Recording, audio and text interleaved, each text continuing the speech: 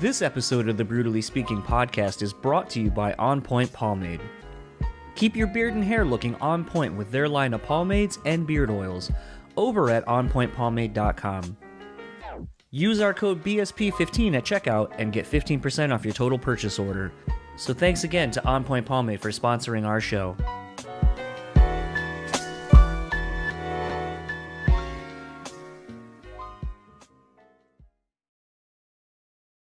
This episode is also sponsored by the Bean Bastard Coffee. Head over to thebeanbastard.com and pick up any one of their delicious hand-roasted coffees. Coffee lovers will also enjoy their hand-cut and handmade espresso candles and soaps as well. If you're in the Buffalo, New York area, head to their store located at 448 Elmwood Avenue. And thanks again to the Bean Bastard for supporting this show. The Speaking podcast is proudly sponsored by Rockabilia.com. With over 500,000 officially licensed items in their online store, you're guaranteed to find something you need. Use our code BREWtally and get 10% off your total purchase order. Now on to the show.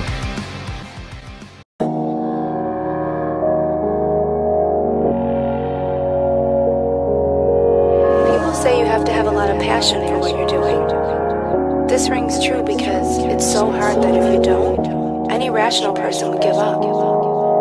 It's really hard. And you have to do it over a sustained period of time. So if you don't love it, and if you're not having fun doing it, you're gonna give up.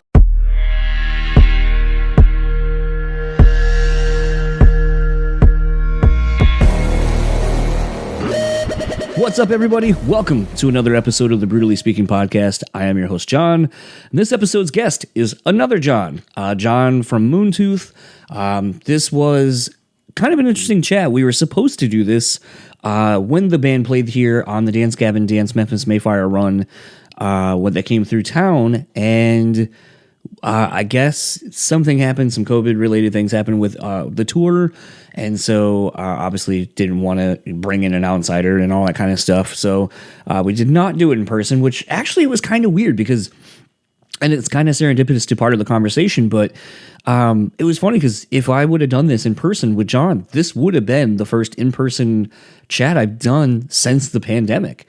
And it's crazy to think, thinking about it, actually, it was kind of like, I wasn't nervous to do it. That was the thing, is like, there was no trepidation on like, oh, like, is it going to be weird? Or like, because I've been doing this for a while, and, obviously some bands have been coming back through on the road, and, seeing people obviously isn't a thing. And my job is to literally go grocery shopping for people. So I'm constantly out in public. And I work in a bar too, as another gig. And it was one of those where, it wasn't so scary thinking about like, oh, I hope I don't contact COVID or anything, but it was more of just like, is there going to be a weirdness that I've not experienced because I've been doing so many of these online, because sometimes there is a little bit of, I don't want to say familiarity to sitting down and talking to someone, but you kind of are a little bit more aware of all the body language, and you're kind of, at least for me, I'm aware of things happening around us. Whereas I think the one benefit typically of doing these this way over the internet is, we're both kind of stationary. We're both kind of in the zone of like, this is why we're here. Whereas in the heat of the moment, kind of at a venue, there's so many moving parts that kind of can be distracting. And, someone might not realize you're doing an interview and they'll walk into a door or walk into a green room, or, people are, if you're on a bus, like, you got to be quiet because, like, we're doing a chat. Like, so I was kind of looking forward to doing that again and kind of getting that experience of just kind of the in the moment thing that I've kind of lost, because for a while that's what I was doing. I was going to local venues and doing a ton of these in person, and I think it really kind of sharpened the connection that I was having with the people I was talking to. Not saying that hasn't obviously happened through doing it digitally, but it's a whole different element to doing the show, and so it was kind of a little bit of stress on my part of like, can I still do it in person, or have I gotten so used to doing this that I've kind of lost that ability? And I'm here to say, and I'm glad to say that, at least with John and I, maybe we'll get to do another one down the road, because it was really interesting kind of talking to him, having seen the band, and then having kind of, talking about this being the first set of shows the band had done since the pandemic. And, I don't really like necessarily asking like how's the tour going and so forth, but I think it is an interesting question to ask for the bands that haven't played yet. I mean, I was texting with Mark from Nothing More the other day because they just started that tour and they haven't played a single show since the pandemic. They were working on the new record and, they already had this time allotted off, so they didn't really miss anything that they typically would have. But to get back to playing shows in light of everything and this kind of whole thing kind of made things take longer. So, like I had texted him, I was like, man, how are you feeling? Like, you're playing your first show. Like, what are you feeling? And, that to me is interesting because, some of these bands, when you see your friends going back out on the road, when you see kind of people getting acclimated to things, or you're starting to go to shows yourself before you've played your first show, like, I feel like that's just got to be a interesting set of emotions that you're kind of going through where maybe you're feeling the way that I did leading up to doing, or the potential of doing, another in-person interview after 2 years of not being able to, that you're just like, oh, like, will I have it? Will I be a bit nervous? Like, will the crowd be as into it? Like, there's just so many intangibles. And it's funny because I heard Dewey from Peer Pleasure actually talk about it with Monkey from Korn, where they were talking about how he had gone to see the opening night of the Deftones tour. And he goes, you can kind of, since I was hanging out with the guys beforehand, I could see some of the nervousness in the band because it's the first time they're literally playing since all this. Like, the tour had been postponed so many times. And he goes, but to see them literally shake off all the nerves and stuff within the first couple of seconds of being on stage in front of everybody, it's really interesting and it's a really powerful thing to see, like, live firsthand. And in addition to just being at live music is that. So kind of talking to John about that toward the end of the chat was something I've really actually been thinking a lot about more, and how it paralleled what I had gone through possibly going to do this in person with him. So I've been able to hunt enough. Let's get into my conversation with John, and I'll talk to you on the other side of it.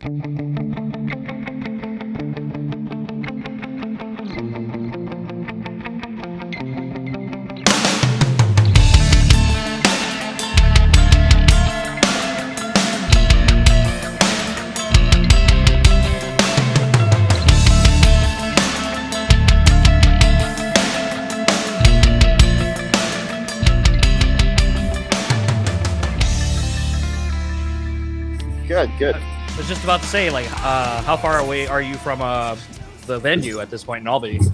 Hold on 1 second. I hit a button. Get back in there. 1 second. Okay. We're about like a half hour away, something like that. Okay. Yeah, you guys just played here in Grand Rapids this past Friday. Yeah, that was cool. It was a good time getting to hang with Andrew and Maddie and most of the package tour. Other than you, apparently you guys had a member get COVID and weren't really hanging out with people. Our team, no. Oh, that was why I was told we couldn't do this in person, was because apparently you had someone get COVID in your group. Oh, not in our band. On the package, there kind of was. So we've been trying to, I think he's all better.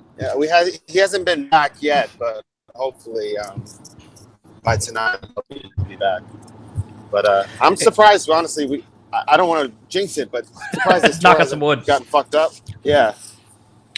You know what? Honestly, though, I think in light of what happened before the tour started, I think was your, things possibly fucking up the tour and taking it away from everybody. Yeah. I'm fucking so glad that it's working out so far now. And, just crazy experience around this tour in general, I know you guys did it, I think about, was it 2 weeks before doing this DGD run? Was that your first tour back since all of this has kind of been going on? No, we did 2 weekenders in the pandemic, and once venues started showing up. We did one in the summer and one, I think, in the winter. Okay. We did one close to Christmas and then one in the summer, months prior to that. But that was all we did. 6 shows the whole fucking 2 years. Well, I was going to say, that's been the interesting thing, even kind of talking to Andrew and Maddie was, these are some of their first shows back since all of this happened. And so to kind of, feel like that's kind of late to get back into it a little bit, it's kind of interesting to just kind of see, like, how were your first shows back, from everything? Like, was there a little bit of trepidation on your end of, like, is it still okay to do this? Or, just kind of getting into the rhythm of things again?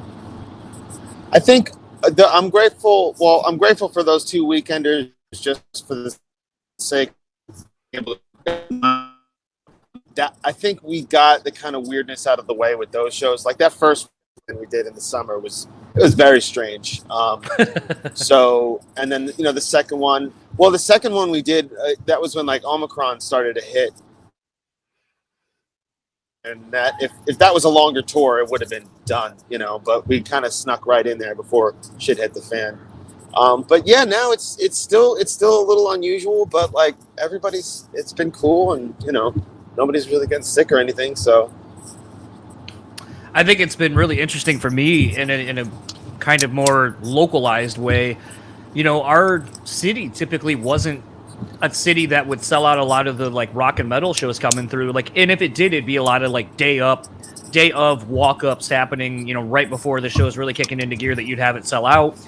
But it's been really impressive to see, your tour is sold out in advance. Wage War is this weekend, and that's sold out in advance. Like, to see all the rock and metal shows coming through here selling out, and basically kind of seeing, for lack of a better term, kind of a resurgence of kind of giving a shit about supporting the bands preemptively. And I don't know if you're seeing that too. I mean, most of this tour has been sold out for you guys. So, I mean, I'm sure you are seeing it across the country. Yeah, I mean, definitely, man. I like the dance tours. I mean, that, obviously that has mostly to do with them.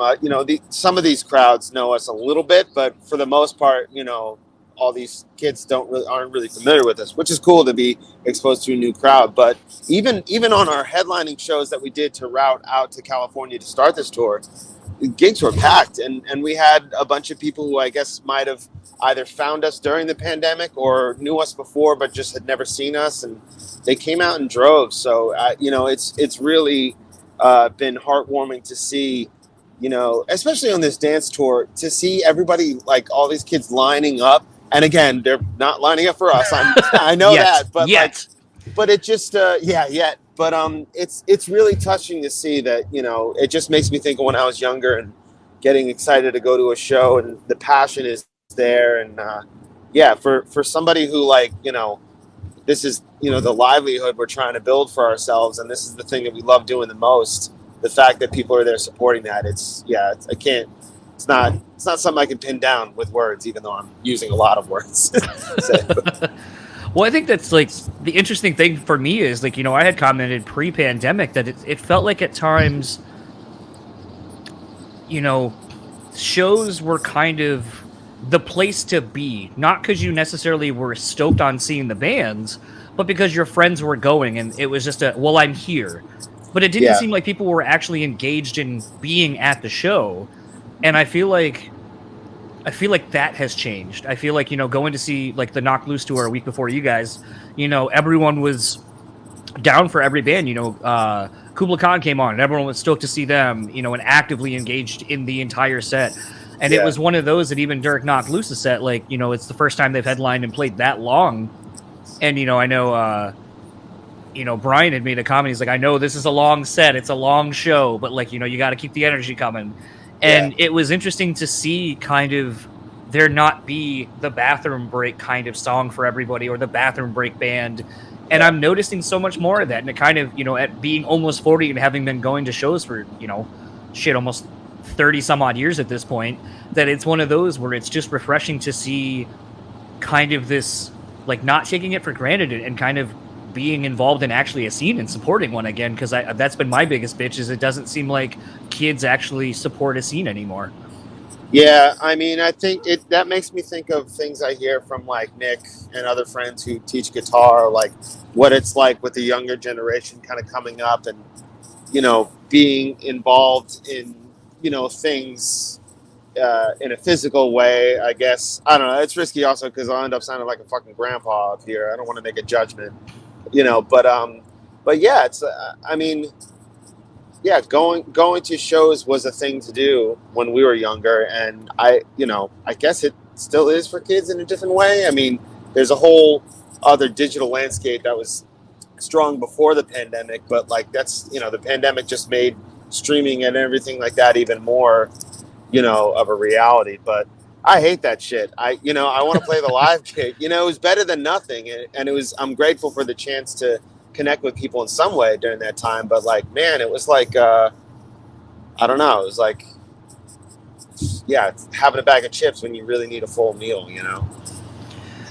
I sometimes wonder though, and this is kind of an interesting way to kind of talk a little bit about this upcoming record for you guys, but I feel like maybe part of that is because bands maybe weren't putting out a product in this digital age and time and space of where you can get a whole record, not have to pay for it because your $9.99 goes to buying everything, and that's a bigger talking point. But I think it kind of started holding artists accountable to not put out 3 great songs and 7 to 10 shit ones, and then getting people to pay $15 for a CD that sucked.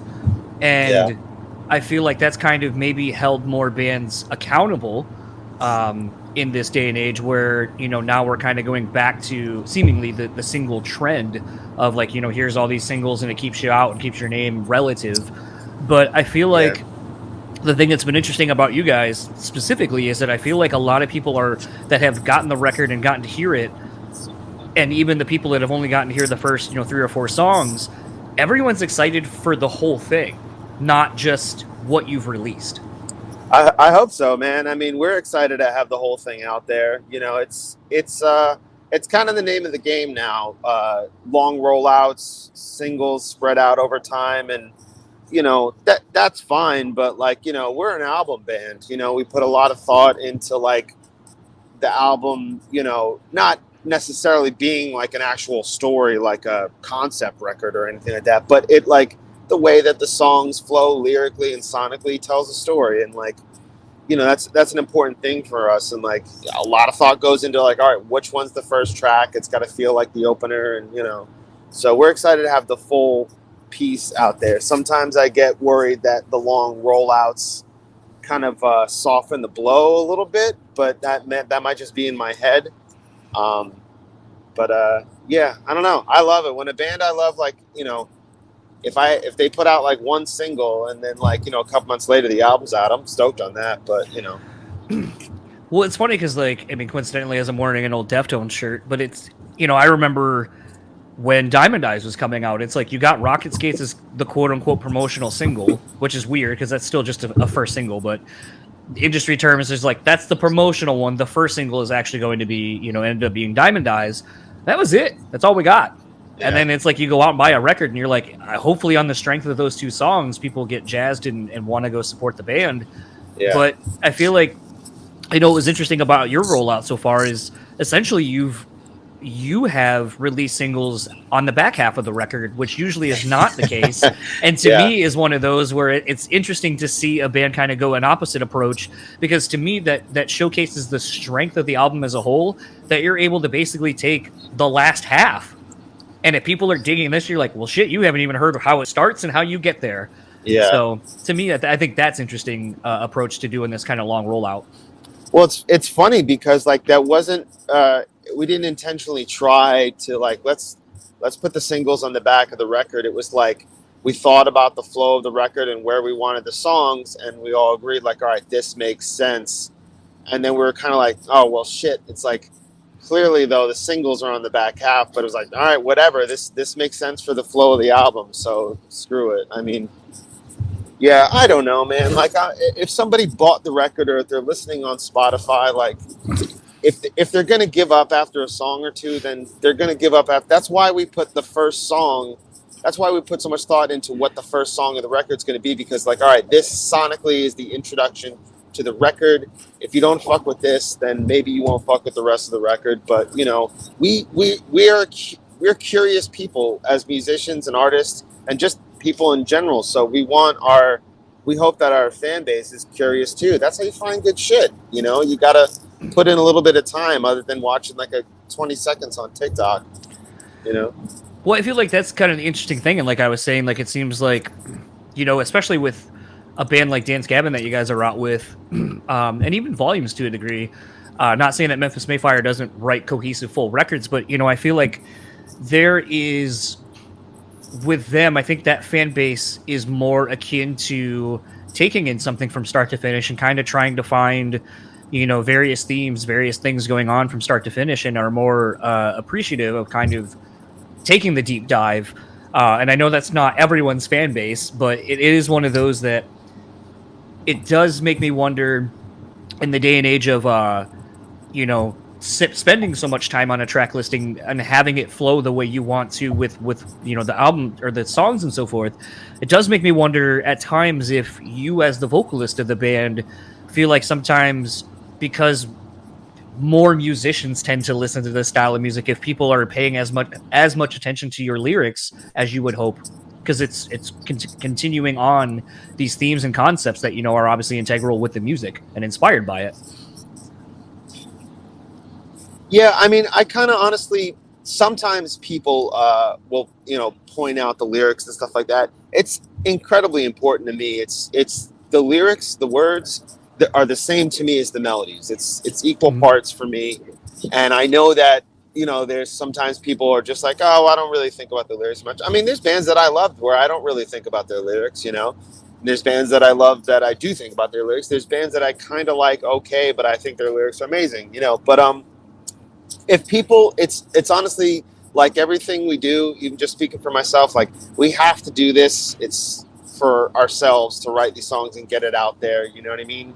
And we share it with the world for whoever wants it, whoever needs it. If somebody finds something good in the lyrics, then that's great. That's why I want those words out there to hopefully help anybody who needs it. And if they don't get it, that's fine too. You know what I mean? I still need to do it for myself to put it out there. So it's all gravy. I think you're one of the first singers I've had on where, I've kind of talked about in heavier music, a lot of times the vocals are often overlooked for whatever reason. Either it's just not what they gravitate toward first, or, in the day and age of digital media, it's not like you have the liner notes where you can pull up all the lyrics, even though literally on like Apple, you can just hit the lyric thing and it pops them up. But again, that would require people to actually spend a little bit of time doing something beyond just surface level shit. But you're one of the first that's kind of actually said, there are bands that, I don't necessarily listen to the lyrics first, or I don't pay attention to them either. And I kind of think that's an interesting perspective, because it actually, I think, kind of maybe sets you up to like where people are like, I love your band, I don't really know what you're saying, that you're like, hey, totally get it. I do that with, and you can, rattle off a handful of bands too and be like, but they're fucking rad and thanks for the support anyway. Yeah. I mean, it's a weird thing because I love writing like poetry. It's a way for me to express myself. God, I know that sounds so fucking lame, but like, I like your poetry. Live journal? What's your live journal link? Yeah, no, but honestly, like I love writing. I journal a lot, like on page, and like it helps me analyze myself and figure out my bullshit, and a lot of times the feeling I get if I'm just writing, a poem or something that nowadays, mostly it's just like, I don't think of it as writing a poem. I'm like, all right, this is eventually going to be a song, whether it's my own or Moontooth's, but putting the words together, I get lost in it the same way I do musically writing a song, or melodies or anything like that. I love it. But I don't sit and read poetry. I don't know. The same thing I can appreciate a great verse or something like that, and a lot of times I'll find it in lyrics more because I listen to music more than I read poetry. But like if I were to sit down and read a poetry book, it doesn't hit me the same way it does that writing stuff does. So it's kind of odd. I get very like poetic and deep, and sometimes like over the top, whatever, dramatic. And if you read my lyrics, you might think that I've got a bunch of poetry books on my shelf, but I don't. Have you always been apt to write either in like prose for poetry or something, or was this maybe a byproduct of like therapy and keeping a journal? It was a therapeutic thing. I remember being a kid like I must have been in like elementary school and like just going through some heavy shit in my family. And I can remember taking the pen up and the page and writing. And I feel like I remember writing something like, well, I don't know why I'm doing this, but somehow it kind of makes it feel better. And I don't know who's going to see this or whatnot. And, you know, and then years later, I was in like a hard, really just toxic relationship. And you know, I just started writing out of nowhere. And I was like, I can't talk to anybody. I've ostracized myself from my family and all my friends. And, you know, but I just started writing about it, and that changed everything. And then, you know, in the years that followed, like, yeah, it's always kind of been there. And like, I always say, like, to my like family members or friends or anybody who's going through shit, I know it sounds funny, but like, pick up the pen, fucking write, because like so many times if I don't know what the fuck I'm feeling or don't know what to do about something, you start writing about it. You find answers. Like the pen will tell you what you need to know, and you realize shit about yourself. Also, it's useful because you can go back to the journals later on and analyze the choices that you made, how they panned out, how you've grown or not. And it's a really good way to keep yourself mentally and emotionally fit, I think, you know? Well, I think it also creates a little bit of accountability because, like, I know, you know, I often joke about this sentiment, but, you know, I have various friends, you know, who would always, you know, looking back on exes or whatever, and they'd be like, oh, well, that person's crazy or this person was this. And I'm like, you ever step back for a minute and realize the only other constant other than these people is you? But yet it's always them that has the problem. Yeah. That they're the ones that are crazy, whatever. And I go, you can't, there's no way you could, if you think about that internally, that you can't look inward and go, oh shit, I guess I'm bringing X, Y, or Z, or I maybe need to change these things. And I go, but I guess it's because we assume, and after I went to therapy, this was something my therapist had said to me, you know, where I kind of was like, oh, I don't know why people come to me and basically kind of unload all of their emotional baggage on me. Like, why don't they call someone else? Why don't they text someone else at times? Like, I don't have always the capacity to deal with it. Yeah. And you know, they had told me, they're like, sometimes we have this tendency to think that life is happening to us or at us, but sometimes it's just, we happen to be around things and we're just there. Yeah. It's not that anyone's singling us out at all. It's just that, you know, these things are a byproduct of just being around and alive. And that was one of the first times I kind of had thought about that, and that life isn't a thing that just how we react. It isn't just things that happen to us and then we react. It's like, all right, like maybe we are inviting some of this stuff by things that we're doing, nonverbals, whatever. And ever since then, it's kind of been a very interesting to see how people communicate and react with one another. And just even like you were saying with your journaling and so forth, that it's like, you know, you're able to kind of look back and kind of see the progress you've made maybe on something, or maybe like where you don't believe in yourself, you can go back and read something and go, man, I'm actually really smart and I should listen to myself a lot more, because usually my gut instinct is the right one, in spite of myself not listening to myself. Yeah, you know, I know it sounds arrogant, but there are times if I'm going back and be like, all right, what was I doing or thinking, you know, 5 years ago on this day, and I'll check it out, and you find something, you're like, whoa, that's pretty profound. And, you know, you think back on yourself like, oh yeah, 5 years ago, like I was just a fucking dipshit and, you know, insufferable kind of thing. And then you read this thing, and you're like, oh, that was actually pretty profound. So I had some wise moments in between being a dipshit, you know. But Have you found that maybe even in your own lyrics, like when you go back and maybe you guys are, you know, thinking about throwing in an older song or something, and then you kind of got to go back and relearn it? Are you kind of surprised at some of the things you've written? absolutely, yeah. Sometimes you find it with things that you haven't played in a while, but sometimes you find it with songs that you have been playing for a while, and then you just play it so many times that you don't really think about like the concept of it or something. You really stop and think about it, like, oh fuck, I'm like, you almost, in those moments you almost hear it as if somebody else wrote it, which is always what I kind of crave as an artist, to kind of see whatever I make with some perspective, to try to understand it better. Again, it's like journaling, it's self-analyzing, trying to understand myself, because if I can understand myself, then I can act more fluidly and harmoniously with everything around me, you know. But yeah, there are a lot of times where, you know, I'll if I'm going over lyrics or something like that, or we're playing an older song, I'd be like, wait, what did I mean when I wrote that? And sometimes the meaning gets lost a little bit, and then I turn into just the same thing as like what a fan or somebody does, where they take the lyrics and they apply it and make it their own thing, and which is what should be done. The people listening to this stuff, if you are listening to the words, like, use them how you need to. Think of if I think of all the like the lyrics and songs that meant the most to me growing up, and I'm sure my interpretation of the lyrics were very different from the person who wrote it, but that I used them for what I needed to heal or find joy or strength in that moment. It's funny, I had that happen recently. Was here in Michigan. It was kind of been really weird and overcast and a lot of like rainy days and so forth. And it turned into this thing where I just randomly, I've been kind of letting go of control of the music I listen to. So I might pick a song and I'll literally have Apple play that one song, and then it just kind of goes wherever it wants to go. And it started playing the Antenna record by Cave-In. And then I was like, I forgot how much I love this record. And I went back and just started listening to the record. And toward the end, Youth Overrided, which is one of their bigger singles that they have, came on. And it's weird because I was like, man, how long have I been listening to this song? And I realized it came out like my senior year of high school, like back in 2002.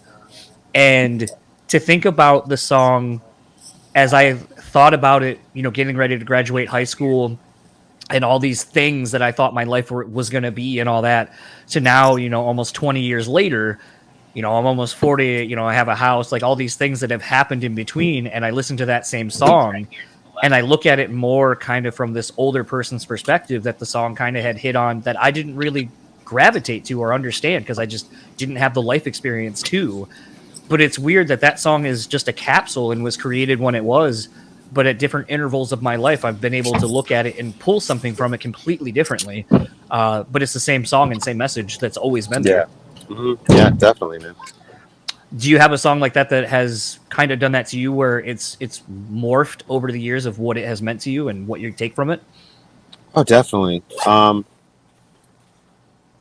mean, it's hard to think of examples, and I just had this came up in another interview recently, but like, it's hard for me to like pick my like top fives, favorites, stuff like that. Sorry if you see me looking around, like we just pulled up to the venue, so I'm just making sure, I don't know, we're not in the wrong place or something like that. And right. I'm neglecting responsibilities, but I'm the singer, so fuck them. Yeah. What was I going to say? Oh yeah. So it's hard for me to pick like favorites or anything, but I can say like The Patient by Tool. It's just, if I had to pick a favorite song, it'd probably be that one, like of all time, and just the emotionally impacting way, like just crushed me in a good way when I was younger. And I can't even remember what I was thinking about the lyrics or anything back then. It was more sonically and everything. And as the years went on, and I don't know what that song's about, but there's lyrics that talk about like, if there's nothing beautiful waiting at the end of this, then I would have given up already. And like, it makes me think of pursuing the band life. You know what I mean? Like, this is so fucking difficult to do this, and we've had to sacrifice so much. And like, sometimes, it hurts like a motherfucker to do this. But it's like, if there wasn't like the best reward, imaginable, which is the fulfillment of our like soul's ambition, if there wasn't that reward, then we would have given up, so like that song definitely has changed meanings for me, or at least made me, not necessarily change meanings, but made me think of things differently a little bit. It's funny you kind of said it in that way of like, if there's not something waiting for you on the other side, then what was kind of the point of all of this? That same sort of sentiment was brought up in a very kind of interesting and heavy conversation I had with my dad, because him and my mom had found religion again recently in the last couple of years. And so I was, asked to watch this video of some stuff, and basically it's like, why, basically it breaks down to, do you believe in God and all this kind of stuff. And so at the end of our conversation, he kind of basically broke it down to that. And he goes, like the video says, even if they're like, the hypothetical, what if, like, why do you believe? What if there is nothing? Well, then I'd rather have spent all this time believing and find out there wasn't, then have the adverse happen. And that's the only part that's kind of stuck with me, because I feel like that principle can be applied to so many life teachings. But that still comes back to, like, you know, some of the things I've said where, you know, he seemed very surprised that this video didn't change my life. And I was like, I think it's going to take a lot more than a 30-minute YouTube video to change my entire life and the way I look at things. But I'll at least still have the conversation with you, even if it's not the outcome that you had hoped. Because, I mean, indirectly, I think that's kind of A, why I started the podcast, and B, why I think is missing from a lot of things is people haven't learned how to, or have forgotten or lost the ability to have a civil discourse about things you don't agree with, but maybe be willing to have the conversation in hopes that maybe you might be able to pull something from it and learn a little bit more. It may not change your mind completely on the topic, but to at least not shut someone down just so you can wait for your turn to make them wrong. I feel like has been lost. Yeah. Well, with religion, it's an interesting thing because, like, you know, it's a beautiful sentiment. Like in so many different, like, all sorts of religions, they have such beautiful ideas, but, like, I don't, you know what I mean? Like, I get down with so much of that, but, like, it gets tricky when you be like, all right now, this is the way, and this is the only way, and you know what I mean? Like, or else, you know, then it's just like, nah, man, you know. But I forget what it was you had mentioned, but, you know, like, you know, thinking the idea of God or something like that, like, even if it's not real, like, it doesn't fucking matter if it's real or not. If you find something that you think that makes you feel beautiful or connection to life, that's all that fucking counts. You know, this is getting very serious, but I feel like on that topic, I feel like nobody can really tell anybody else what God is. Like, how the fuck could you? It's like somebody trying to explain how your eyeballs work from the inside of your head, even though they're not looking out of them. It's impossible, you know? It's just like, if you find, I don't know, if you find truth and it makes you feel like life is beautiful, then that's great. And if we're dust afterwards, then what's there to be afraid of? You know what I mean? I think for me, the bigger, and I don't mean to keep steering it in this direction, but that's why I don't ever prep anything. I go where the conversation goes. I think the thing that's interesting about it to me is more, you know, like a talking point I said, which was more, I have the hard time grasping that necessarily any one religion is the right one. Like you said, I like certain facets of each one. But the hard thing I had, and like I told my dad, is I was like, dude, I find it very hard to believe that, you know, your God is all so compassionate, did all these things for generations and generations of people. But then when the end days come, he's going to be like, well, all the people who didn't know about me because they live in a foreign country, fuck them and go to hell. Yeah. Literally. Like, I was like, I just don't. That's where things like that, where I just don't believe that. Yeah. And I go, but at the end of the day, you know, it's just so tough because I feel like, you know, like right now the hot button thing is, you know, Roe versus Wade being overturned, and, you know, just seeing so many people, it's immoral and it's all these things and it's not in the Bible and all this, and it's like, what happened to separation of church and state? Like, I know, you're literally breaking the first thing of that. Conversation. And it's so crazy to see. And then at the end of the day, I just keep coming back to, and like you said, of like not being able to see something from someone else's perspective because you're not in their body. That it's like, I'm a dude. I should have no fucking say over, you know, these things. And at the end of the day, I don't understand when you kind of just come down to a fundamental, like, do you have a uterus? Like, are you the one taking responsibility for all these things? If the answer is no, like, follow the pie chart, then you don't get to have a say necessarily. No, if these fucking old white dudes, like rich white dudes, were the ones that were getting pregnant and had to figure that shit out, then you know the fucking laws would be different. They're all fucking snakes. Yeah, it's horrifying what's been happening lately, and I'm saying that as a fucking straight white dude. It's like, you know what I mean. I'm horrified for, you know, my sister, my family members, my friends. You know what I mean. Like, anyway, but I feel like that's a thing in the last 2 years that I feel like I've seemingly become more aware of. Is it just seems like, actually, I'll say more than the last two. I'll go back to the last president we had. Or even the one before that.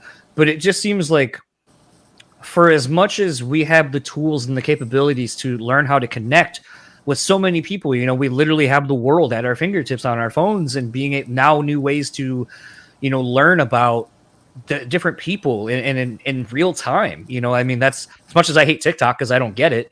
I'll at least say I love the fact that it has allowed people here in the States to see, like, you know, what's going on over in the Ukraine and in Russia. Yeah. And like when these different things are happening, Uh-huh. people literally are able to get on and have their voice be heard, and you get to see in real time without it being, you know, watered down or taken away. That it's allowed us to, I think, be more connected. But it's also crazy how it's connected us to divide us even more. And I think as I get older, that's just the weirder thing where I'm like, I love what technology has done for us and the advancements it's made in so many parts of our lives. But I feel like at the same time, I just don't remember any of this being as big of a deal as it is now. When I was growing up, like, no one gave a fuck if what party you were affiliated with or any of these things. Like, it just didn't really matter. It didn't seem anyway. Yeah. There's more. Everybody's got an eye in their pocket. Yeah. Sorry, I took that in a really weird way. No. Yeah. Kind of in slowly wrapping up. The artwork for your new record, it was kind of interesting because it kind of reminded me of a very seminal album, kind of getting into more progressive kind of music, where it kind of reminds me a bit of Deloused in the Comatorium by the Mars Volta. Kind of has a little bit of that, like, above water, underwater kind of thing, and just kind of the imagery. Oh, yeah. To me, when I saw it, and it's one of those where I also don't feel like a lot of bands put a lot of stock necessarily in their album covers, because it's just, it's so small on your phone or whatever, and people don't pay attention to it. How did the album cover come about? And were there different iterations, or was this kind of the one all along? Well, this is the idea kind of from the start. So I had this idea, this image. At first I was talking to the guys, like, all right, our last album was like a, collage or mirage or just all this shit going on. I'm like, let's do something super bold. And I had just like, I made this doodle. I'm not artistically inclined in that sense, but I made this doodle of like one long arm that was, hands on either side, just kind of like as you see. But on the bottom, it was just like all black, and the arm was like in white ink, just line work, not filled in or, detailed or anything. And the top was white, and the line work was black, just like a yin and yang kind of thing. Yeah. And the flower at the top being graceful, and the roots on the bottom being something violent, just something bold, stamp-like, almost kind of like that. And then it just kind of started developing into like, what if it was more involved? Pretty quickly on, there's an artist. Well, the artist's name who ended up painting our cover is Caroline Harrison from Brooklyn, and she was kind of like, the person we had in mind from the start. Just absolutely brilliant work. And so I started talking to her. I sent her my ridiculous doodle, and like, this is the kind of idea I'm thinking of. But I told her, I'm like, this is my idea, but like, it's important to me and to us as a band that you kind of make this your thing and you explore what you think this needs to be. I've told you the lyrics, I've told you the themes we want to represent, and then just, go wild with it. So she did her thing with that. So the idea in a sense was like rooted, pun intended, in the beginning, but we kind of wanted to let Caroline just do her thing with it, and absolutely blew us away with what she came back with. Well, it's interesting about it a little bit, and because a lot of times when I get like records or whatever, it's like I'll get a media link, maybe get the album cover, all the track listing, no lyrics, no nothing, and it's just kind of like I kind of got to take in what I can based on what limited interactions I have with the record versus getting it as a whole and being able to kind of open everything up. And it was funny because as I was looking at some of the song titles as like the record was playing, and I'm looking at the underground one or the underwater one where the like fist is really holding on to the roots, and thinking of songs like The Eye That Never Dies and Grip on the Ridge and stuff like that. Like, I'm just like, it seems like that old saying of like, sometimes what you don't let go is what will end up killing you or dragging you under. And so like when I see that, it's like it's got such, like you said, a violent grip, and it's dark and it's all those things. And it's like if you were to just let go, there's all this beauty above that you would be able to get to. but you have to kind of be willing to let go and kind of, I guess, embrace the unknown of what's above or what's around you, to have that breakthrough. And I know that maybe not be necessarily the intention behind it, but that was kind of the narrative I had kind of taken when looking at everything and kind of looking at the song titles and kind of trying to see, is there more that's being carried through in the song titles, into the album artwork, into the lyrics and so forth. And that's kind of what I had sort of taken away. Yeah, man. I mean, it's the visuals on an album and with the artwork and the liner notes, cover, back cover, everything. It's, to me, it's the same as the lyrics. You know what I mean? Like it's presenting an idea of themes on the album, or it can be. It doesn't have to be, and it's up for interpretation. You know what I mean? Like it's not I guess with us anyway, it's not a specific, meaning or anything. The last one was very vague and didn't really have, Crux didn't have a kind of meaning directly behind the imagery per se. But this one, I mean, the symbol did, but this one, the whole cover does very much tie in with the lyrics and everything. But again, it's open to interpretation. People are supposed to get what they need out of it, We're a few days as of when we're talking of this record coming out, and I have been talking quite a bit on the show about this idea that I had kind of tapped into of, sometimes, especially with the pandemic, some bands, the records they're putting out now, guys have been sitting on for a year and a half, 2 years. And, these records exist, and more oftentimes than not, records exist in a time where, like, literally what you're going through right now on tour, maybe you'll journal and that will become something that goes on the next record that we'll hear 2-3 years from now. So the things that you're living and going through in your present are what informs these things that you then kind of have to go back into down the road. And we're always playing catch up with you as fans. Yeah. And so I always find that concept kind of interesting. How long has this record been done? And are there things that are on it that you're interested to see how they go over now that it's finally coming out, even though it was, maybe a couple of years since the initial concept came about? Yeah. I mean, some of these are a couple of years old. Some of these songs were written shortly before the pandemic. Some of them were written during the pandemic. Some of them were written very close to when we were recording. And, there's one on here that we basically wrote, with Josh Wilbur, and, Oh My Isle is a track that was just an acoustic song and totally different. And that's the first thing we cracked open with them, and we turned it into this big electric thing. It was almost totally different. So it's spread out, man. The thing is, a good problem that we have as a band is that we're always writing, you know what I mean? So sometimes, like, we write stuff and we're so eager to get it out. We're like, all right, it'll be maybe 2.5 years before this sees the light of day, which is tricky. But we definitely have an album's worth of material now, like, we're excited about, as excited as we are to tour. Like, we keep talking about, like, getting an Airbnb, and doing a couple different pre-production sessions just spaced out over time, but just like doing the thing where we like actually detach ourselves from everything else and just iron some things out. But yeah, so we're always riding. Some of this stuff is pretty old, especially with the pandemic. It feels like this album was released and done. It almost doesn't feel like the new album. Now it's starting to, that we're actually have the records and we're actually starting to sell it, and by this Friday or whenever it is.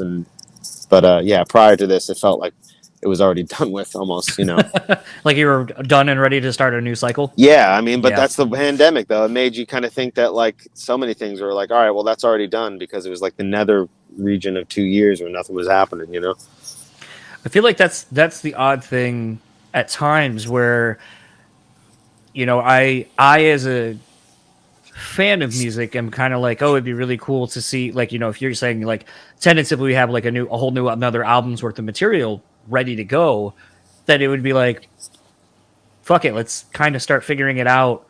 Just play one of the songs live. I mean, middle of the set doesn't really matter, just to see, like, maybe this part we thought was going to pop off and set up the chorus or whatever doesn't really do that, but it would make for, like, this other part we didn't think was going to hit did, and then it kind of makes you adjust on the fly a little bit, like live songwriting to a degree, where you're like, huh, that part didn't really work. Maybe that builds up a little bit differently live than we thought on a record or on the pre-pro. Yeah. But I feel like bands just kind of, I mean, in the day and age now, where sort of if you're like, hey, we got a new song, now all the cameras are on it, and you're going to have, you know, hundreds of shitty cell phone versions of the song. And yeah, you think about that sometimes, you know. But sometimes I think that's kind of cool because, like, you know, I was thinking, and I don't know if this actually is what it is, but I feel like it has to be because it just sounds so weird on the song. But on All Good Junkies Go to Heaven by Glassjaw, I feel like that was the song they were playing before they ever recorded it. And then right in the bridge, I swear they pulled like a YouTube video of them playing it live and then threw that in and then mixed it back into the studio record because it makes no sense why it sounds kind of shitty and weird. Yeah. Other than it's just like, well, fuck it. Everyone loved this version of the song or whatever. So here's a, you know, kind of an homage to like, this is where the song in demo form came from. So like, we'll include it into the final version. Yeah. But, live versions and demo versions. It's tough sometimes, man. You fall in love with the demo and nothing ever sounds the same. It's very weird how that can happen. That's why I love songwriting and seeing songs through demo stages, pre-pro, first mixes, second mixes, and so forth, and just seeing how drastically different a song can start to where it ends up. Yeah. Well, I know you got to probably get ready for sound check, load in, and all that kind of stuff. Where can everyone find you, or anything that you would like to plug online? You can find me rolling down the road at 70 to 80 miles an hour, any given spot in the country.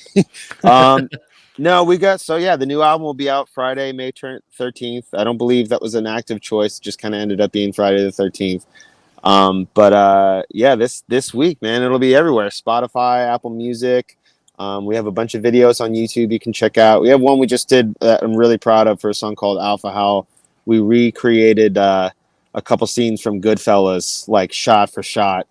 It's ridiculous, and it's pretty funny, and we're very proud of that. But yeah, you can find us on all those places, and you can go to, moontooth.org, I think, has all the links for like, and just like Pure Noise Records websites, you can find, you know, merch and the records and all sort of like that. But yeah, please pre-order stuff next couple days, buy the stuff, do all the stuff.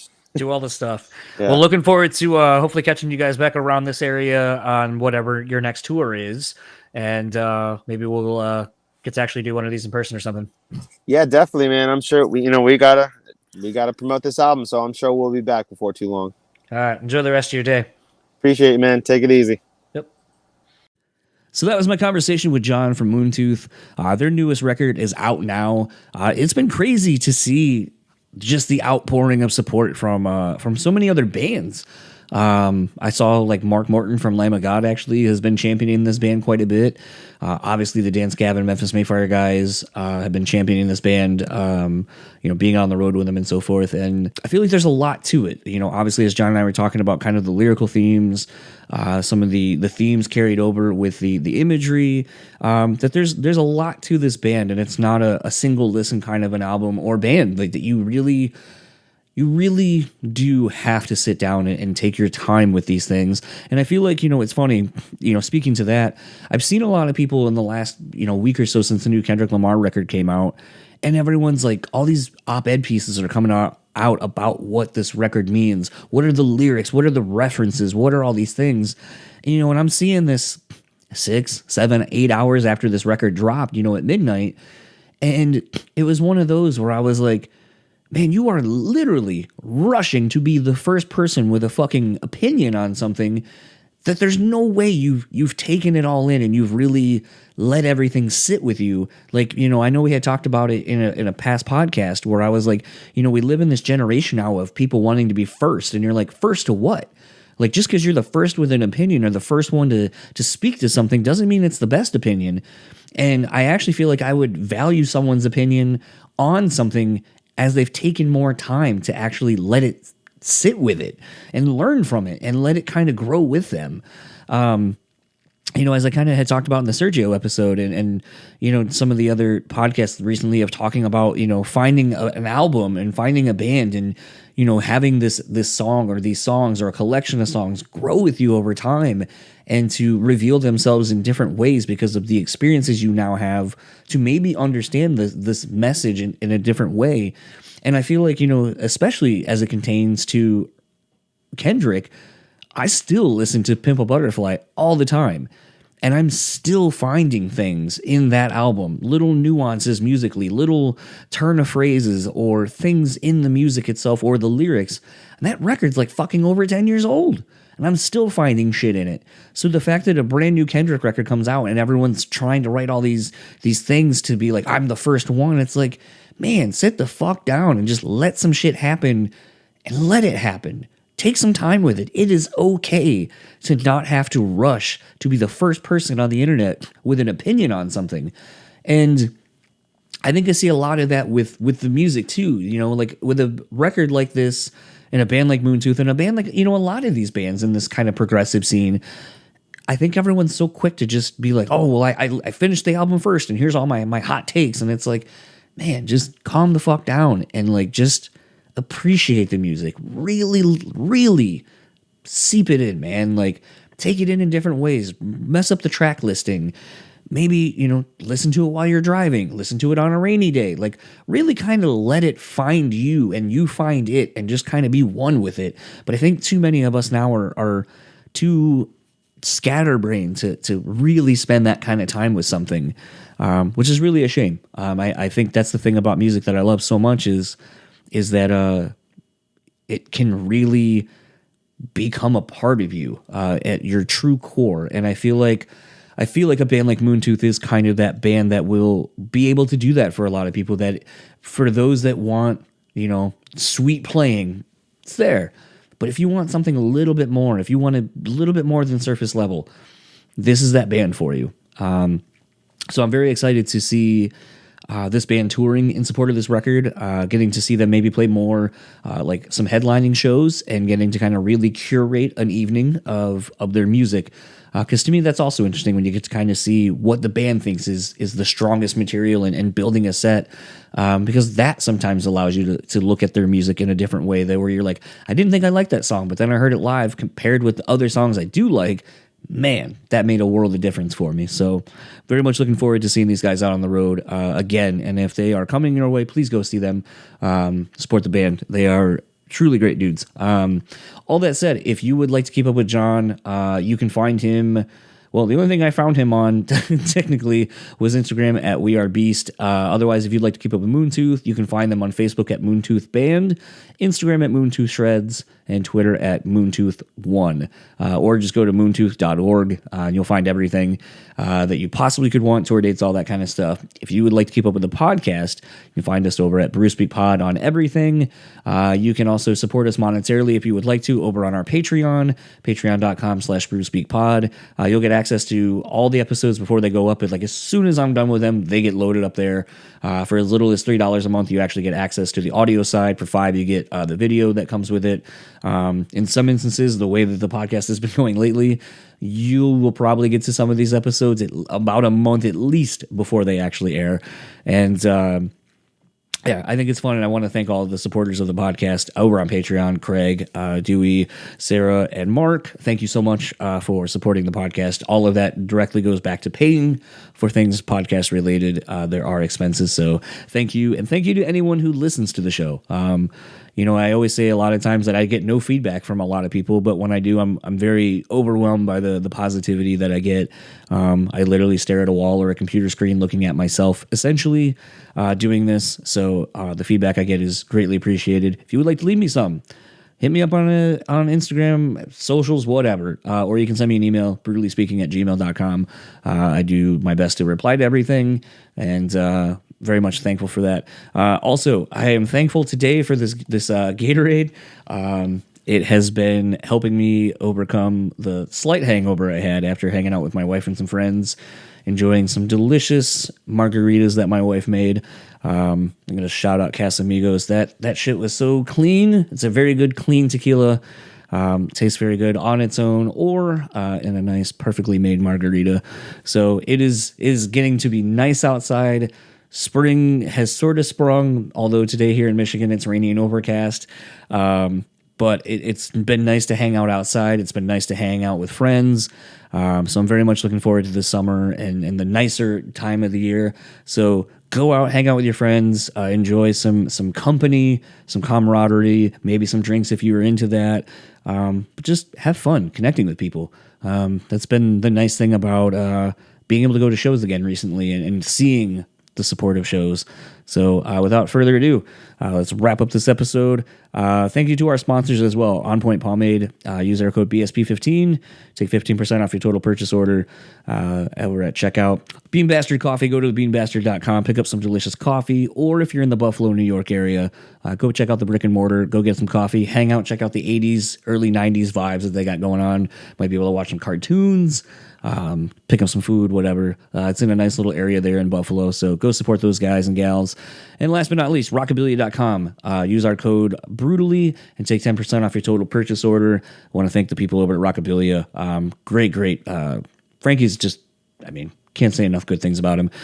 Need to get him back on the podcast. And if you haven't heard that episode, go back, listen to the episode I did with him, where we talk about all kinds of different stuff. And so thanks for listening to the episode. I'll see you all next week where we have Billy Howardell from A Perfect Circle. That was a really fun chat. I'm very excited to give that one out to you, and I'll talk to you all then.